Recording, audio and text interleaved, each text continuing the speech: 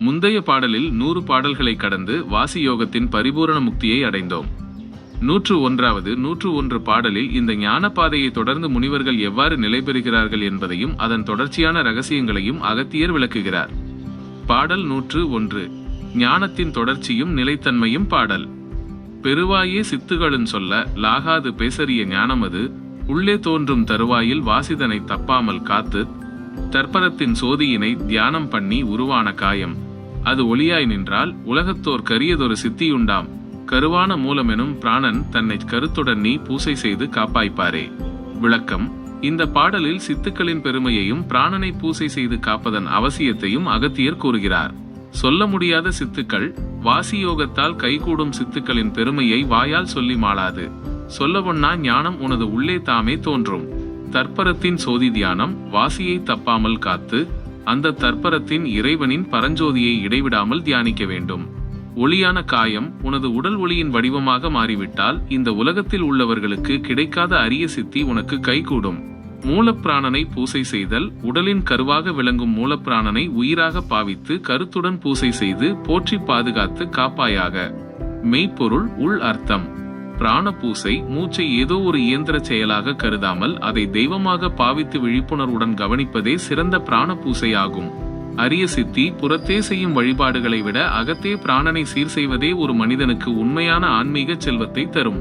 பாடம்: அகத்தியர் வழிகாட்டுகிறார். சொல்ல முடியாத ஞானமும் சித்துக்களும் உன்னுள் தோன்றும். தற்பரத்தின் சோதியை தியானித்து ஒளியான காயத்தை பெற்று மூலமான பிராணனை கருத்துடன் போற்றி பாதுகாப்பாயாக. முந்தைய பாடலில் மூல பிராணனை போற்றி பாதுகாக்கும் முறையை பார்த்தோம். 102வது 102 பாடலில் அகத்தியர் வாசி யோகத்தின் மூலமாக இந்த உடலிலேயே இறைவனை தரிசித்து பிறவிப்பிணியை அறுக்கும் ரகசியத்தை தொடர்ந்து விளக்குகிறார்.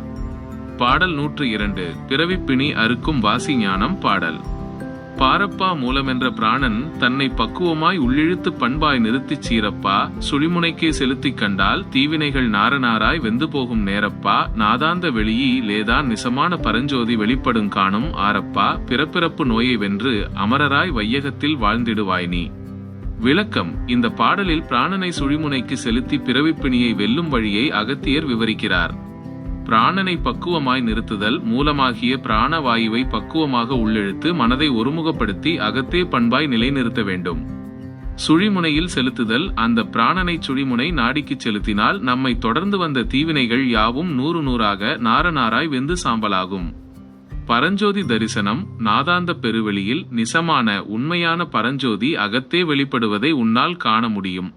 அமரர் வாழ்வு இந்த முறைப்படி பயிற்சி செய்தால் பிறப்பு மற்றும் இறப்பு என்னும் சுழற்சியையும் நோய்களையும் வென்று இந்த வையகத்தில் அழியா புகழுடன் அமரராய் வாழலாம். மெய்ப்பொருள் உள் அர்த்தம்: நாரநாராய் வெந்து போதல் கர்ம வினைகள் பல ஜென்மங்களாக நம்மை பற்றி கொண்டிருக்கும். வாசியோகத்தின் அக்னி பிராணன் ஓடும்போது அந்த வினைகள் வேரோடு கருகி நாசமாகின்றன. அமரர் நிலை மரணத்தை வென்ற சித்தர்கள் அல்லது அமரர்கள் என்பது உடலை என்றைக்கும் வைத்திருப்பது மட்டுமல்ல, ஆன்மாவை அதன் நித்திய நிலையில் நிலைநிறுத்துவதாகும். பாடம்: அகத்தியர் அருளுகிறார். மூல பிராணனை சுழிமுனைக்கு செலுத்தி பக்குவமாய் நிறுத்து. உன் தீவினைகள் வெந்து போக பரஞ்சோதி வெளிப்படும். பிறப்பு இறப்பு பிணியை வென்று இந்த வையகத்தில் அமரனாக வாழ்வாயாக.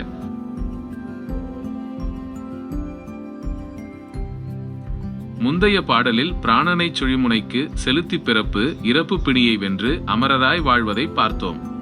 103வது 103 பாடலில் அந்த வாசியோகத்தின் மூலம் எட்டக்கூடிய பரம மௌன நிலையையும் பிரபஞ்சத்தோடு ஆன்மா ஐக்கியமாகும் நுட்பத்தையும் அகத்தியர் விளக்குகிறார்.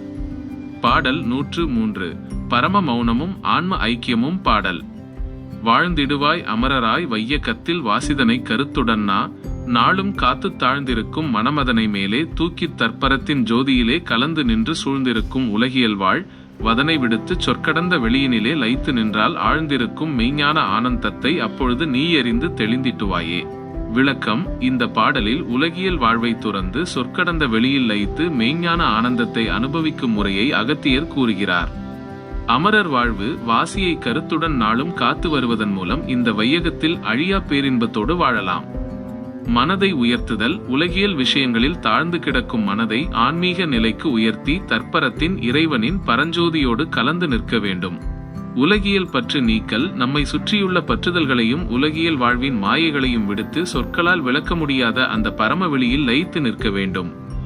மெய்ஞான ஆனந்தம் அந்த அமைதியான நிலையில் ஆழமாக ஊடுருவிச் செல்லும் போது அளவற்ற மெய்ஞான ஆனந்தம் என்னவென்பதை நீ ஸ்வயம் உணர்ந்து தெளிவடைவாய். மெய்ப்பொருள் உள் அர்த்தம். சொற்கடந்த வெளி, மனிதனின் மனமும் மொழியும் எட்ட முடியாத பிரபஞ்ச பெருவெளியே உண்மையான அமைதியின் இருப்பிடம். அங்கே சிந்திப்பதும் பேசுவதும் நின்று அனுபவம் மட்டுமே மிஞ்சும். மெய்ஞான ஆனந்தம். வெளிப்புற இன்பங்களை நம்பியிராமல் அகத்தினுள் சுடரும் ஆன்ம ஒளியால் உண்டாகும் நிலையான பேரின்பமே மெய்ஞான ஆனந்தமாகும். பாடம் அகத்தியர் வழிகாட்டுகிறார். வாசியை கருத்துடன் காத்து மனதை மேலே உயர்த்து. தற்பரத்தின் ஜோதியில் கலந்து சொற்கடந்த வெளியில் லயித்து நின்று அந்த மெய்ஞான ஆனந்தத்தை நீ அறிந்து தெளிவாயாக.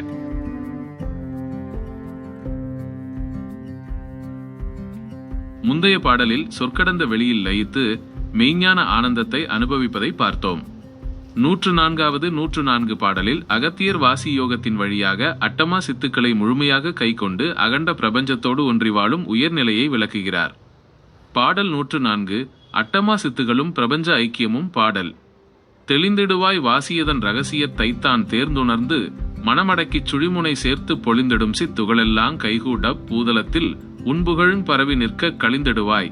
ஆனந்த கடலிருள்ளி தற்பரத்தின் திருவடியை தலைமேற்கொண்டு ஒளிந்திடும் மாயையினை வெட்டித் தள்ளி உன்னதமாய் முக்தியினை அடைவாயாக. விளக்கம். இந்த பாடலில் வாசியின் இரகசியத்தை உணர்ந்து சித்துக்களை பெற்று மாயையை வென்று முக்தியடையும் வழியை அகத்தியர் விவரிக்கிறார். வாசியின் இரகசியம் அறிதல். வாசியோகத்தின் உள்ளார்ந்த இரகசியத்தை தேர்ந்துணர்ந்து மனதை அடக்கி சுழிமுனை நாடியில் பிராணனை சேர்க்க வேண்டும். சித்துக்களும் புகழும். அப்படி செய்யும் போது பல்வேறு சித்துக்கள் உனக்கு கைகூடும். உனது புகழ் இந்த பூவுலகம் முழுவதும் பரவி நிற்கும். ஆனந்த கடலில் திளைத்தல். புற உலகியல் கவலைகளை மறந்து அகத்தினுள் பொங்கிடும் ஆனந்த கடலில் குதித்து துள்ளி மகிழ்ச்சி அடைவாய். மாயையை வென்று முக்தி. தற்பரத்தின் இறைவனின் திருவடியை தலைமேற்கொண்டு நம்மை மறைக்கும் மாயையை வேரோடு வெட்டித்தள்ளி உன்னதமான முக்தி நிலையை நீ அடைவாய். மெய்ப்பொருள் உள் அர்த்தம். ஆனந்த கடல் வாசியோகத்தால் மனம் சாந்தியடையும் போது அதுவரை வெளியில் தேடிய மகிழ்ச்சி உன்னுள் ஒரு கடலாக பெருகி வழிவதை சாதகன் உணர்வான். மாயை வெல்லுதல். உலகப் பொருட்களின் மீதுள்ள மயக்கமும் அறியாமையும் எப்போது விலகுகிறதோ அப்போதே ஆன்மா தனது உண்மையான விடுதலையை முக்தியை பெறுகிறது. பாடம் அகத்தியர் அருளுகிறார். வாசியின் இரகசியத்தை தேர்ந்துணர்ந்து மனதை சுழிமுனையில் சேர்ப்பாயாக. சித்துக்கள் கைகூட ஆனந்த கடலில் திளைத்து மாயையை வெட்டித் தள்ளி உன்னதமான முக்தியை அடைவாயாக.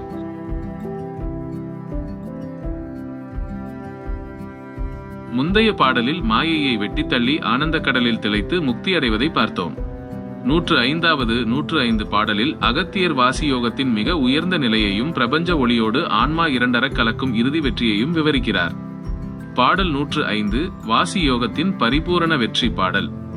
அடைந்திடுவாய் முக்தியினை எந்த வெளியில் ஆதிகுரு நாதன் மொழி அகத்தில் கொண்டு தொடர்ந்திடுமோர். வாசிதனை கருத்துடன் காத்து துலங்கிடுமோர். சுழிமுனையில் பிராணன் தங்கி சமைந்திடும் நல் லொளியதனை பார்த்து கொண்டு சலமற்று மனமடங்கி தத்துவ மறிந்து விடைந்திடுமோர். பிறவிகளுக்கெல்லாம் விடைதன்னு மெய்யான பரஞ்சோதியாய் விளங்கிடுவாயே. விளக்கம். இந்த பாடலில் ஆதிகுருவின் வழி நின்று வாசியை காத்து பிறவிகளை அகற்றி பரஞ்சோதியாக விளங்கும் முறையை அகத்தியர் விளக்குகிறார். அந்த வெளியில் முக்தி. ஆதிகுருநாதனின் திருவாக்குகளை மனத்தில் கொண்டு எல்லையற்ற அந்த பரவெளியில் முக்தி நிலையை அடைவாயாக. வாசியும் சுழிமுனை பிராணனும் இடைவிடாமல் தொடரும். வாசியை கருத்துடன் காத்து பிரகாசமான சுழிமுனையில் பிராணனை நிலைநிறுத்த வேண்டும். ஒளியும் சலமற்ற மனமும்.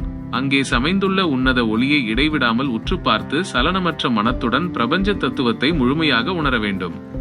பிறவி நீங்கி பரஞ்சோதியாதல். நம்மை தொடர்ந்து வரும் பிறவிகள் அனைத்திற்கும் முற்றுப்புள்ளி வைத்துவிட்டு நீயே மெய்யான பரஞ்சோதியாக பிரகாசிப்பாய். மெய்ப்பொருள் உள் அர்த்தம். பிறவிகளுக்கு விடை தந்து வாசியோகத்தின் மூலம் ஆன்மா தன் சுயஸ்வரூபத்தை உணரும் போது மீண்டும் மீண்டும் பிறந்து இறக்கும் சுழற்சி சம்சாரம் முற்றிலுமாக முடிவுக்கு வருகிறது. பரஞ்சோதியாய் விளங்குதல். சாதகன் தன் தனிப்பட்ட அகந்தையை முற்றிலும் கடந்து பிரபஞ்சத்தை இயக்கும் பரம்பொருளின் பரஞ்சோதியோடு முழுமையாக ஐக்கியமாகிவிடுகிறான். பாடம் அகத்தியர் அருளுகிறார். ஆதிகுருவின் மொழி கொண்டு வாசியை கருத்துடன் காப்பாயாக. சுழிமுனையில் ஒளியை பார்த்து மனதை சலமற்று அடக்கி பிறவிகளை வென்று மெய்யான பரஞ்சோதியாக விளங்குவாயாக.